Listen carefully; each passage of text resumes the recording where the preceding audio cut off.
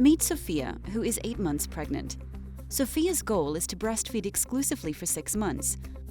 But she knows she could be up against some challenges. She's older than 30, and she's going to have a cesarean section birth. At her baby shower, Sophia's thrilled that her sister-in-law, Kira, has given her a personal use pump, so she'll be able to pump breast milk later on when she goes back to work or for a night out with friends. Kira is a labor and delivery nurse, so she's picked out a super fancy personal pump, but she also has some good advice.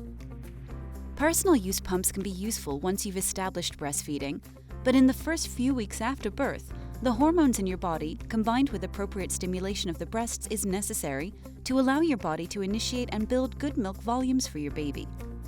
If your baby is unable to breastfeed effectively, or if you're not feeling confident with how breastfeeding is starting off, don't worry, as this is perfectly normal.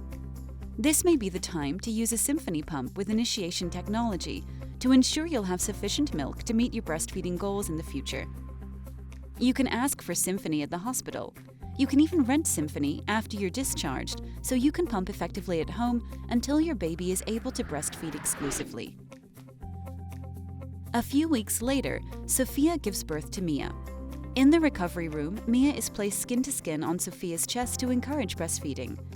After about an hour of trying to breastfeed, Sophia isn't sure if Mia is getting a good latch and feeding.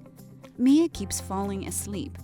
Sophia starts to panic until she remembers Kira's advice and asks about the Symphony pump. Sophia discusses her concerns with a lactation consultant who reassures her that she has options to help her meet her breastfeeding goals. Sophia learns that the Symphony pump with initiation technology creates a vacuum like her baby would.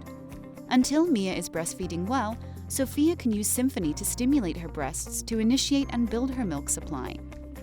After using the pump, Sophia chooses to hand express for a few minutes to collect any available colostrum. Together, Sophia, her partner, and the lactation consultant make a plan, and with a little patience, baby Mia begins breastfeeding well. In a few weeks, she's growing into the perfect little cherub. For more information about initiating, building, and maintaining milk supply, visit initiatebuildmaintain.com.